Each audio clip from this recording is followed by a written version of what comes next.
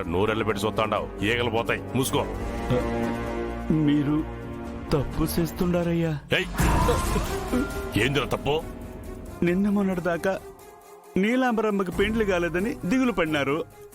ఇప్పుడు మీ చెల్లి జెండా గారిని ఇష్టపడతా ఉంటే ఆయన్ని చంపుతానంటారు. సంపేక నా చెల్లితో పెండ్లి చేసి బావమరిదిని చేసుకోమంటావా? వెనక ముందు ఊరు పేరు దిక్కు ముక్కు లేనోని నా చెల్లికిచ్చి ఎట్ట పెళ్లి చేయమంటావరా?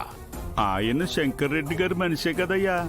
ఆడు శంకర్ రెడ్డి జీతగాడి గానే, బంధువు కాదు, చుట్టమో కాదు, సీమోడు అసలే కాదురా. అయితే ఏందయ్యా, మీ చెల్లికి నచ్చినాడు కదయ్యా.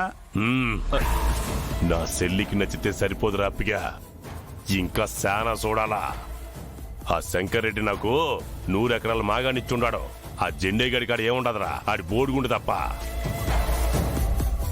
ఇంకా నేనే చెల్లి కట్నం కింద ఆడికి సగం ఆస్తి రాసియాలా. అంత కర్మ మనకేం పట్టినదిరా? ఆస్తి కోసం సొంత చెల్లెలి ప్రేమను చంపేస్తారయ్యా?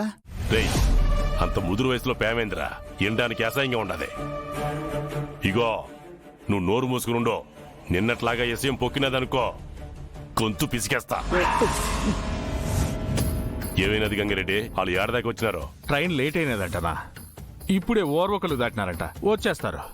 ఇగో వాళ్ళు వచ్చినాక ఇంకోసారి వివరంగా చెప్పు. జెండే గాని సంపెయ్యాలా.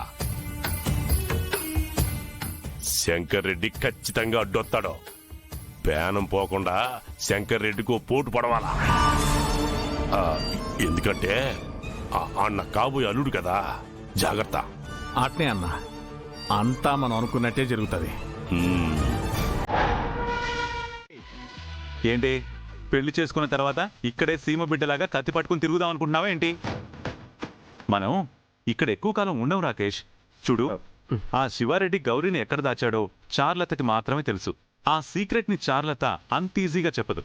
అందుకే నువ్వు చార్లత మెళ్ళలో తాళి కట్టేశావనుకో, ఒక్కసారి పెళ్ళైపోయిన తర్వాత భర్త మాట కాదనలేదు. పైగా ఇద్దరి మధ్య సీక్రెట్స్ కూడా ఉండకూడదు. కాబట్టి ఒకవేళ ఉన్నా నువ్వు లాలించో పాలించో బుజ్జగించో అడిగావనుకో, డెఫినెట్ గా సీక్రెట్ చెప్పేస్తుంది. ఆ తర్వాత గౌరీని తీసుకుని మనం ఇక్కడి నుంచి దుకాణం ఎత్తేద్దాం. అంటే మీ గౌరీ కోసం నాకు చార్లతకి పెళ్లి చేస్తున్నారా? ఇదిగో, ఈ మధ్య నువ్వు ప్రతిదానికి ఎక్కువ ఫీల్ అవుతున్నావు. మొన్న మీ చెల్లెలు పెళ్లి చేశానా, అలాగే ఈ రోజు నీ పెళ్లి చేస్తున్నాను. బాధ్యతయా, ఇది నా బాధ్యత. ఇదిగో, ఎక్కువ ఆలోచించకుండా స్వాతి ముత్యంలో కమలాసన్ లాగా వెళ్ళి తాళి కట్టే.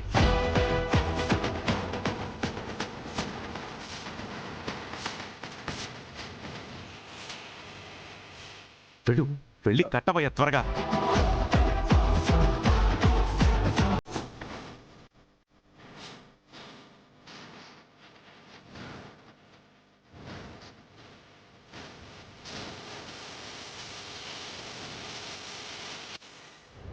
నువ్వు ఇక్కడే ఎక్కువ ఆలోచించావంటే ఆ పిల్ల అక్కడి నుంచి వెళ్ళిపోద్ది. ఆ తర్వాత కట్టడానికి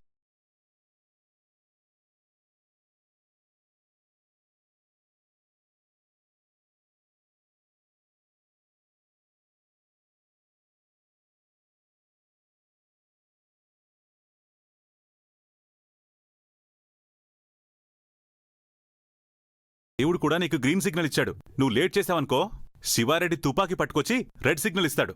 పోవయ్యా.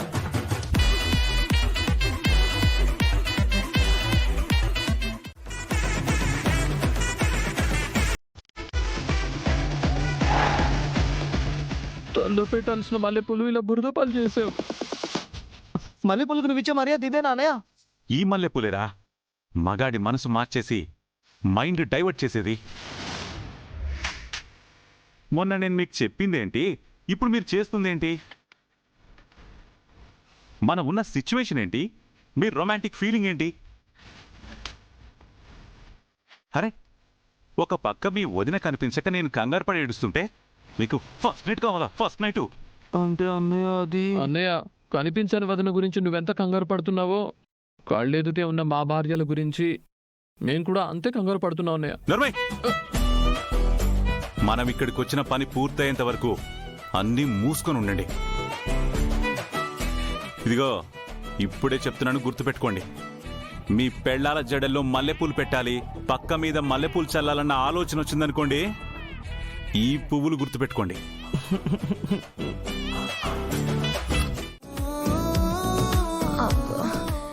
ఏంది ఎవరు లేని చోటికి తీసుకొచ్చుండా? నీకు విషయం చెప్పాలి. కాదు కాదు, చూపించాలి. ఏం చూపించాలే?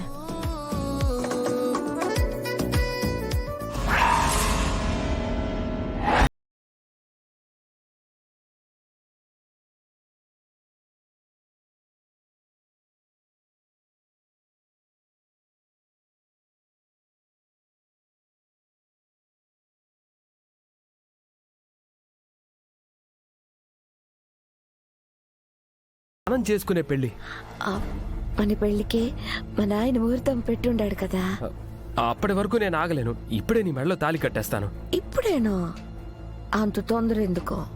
పెళ్ళైపోతే ఓ పని అయిపోతుంది కదా. పెళ్ళంటే పని కాదో, పవిత్ర కార్యం. అబ్బా, ఏదో ఒకట్లే. ముందైతే మనం పెళ్లి చేసేసుకుందాం. అది కాదు, నేను చెప్పేది విను. ఇంకేం మాట్లాడుకో.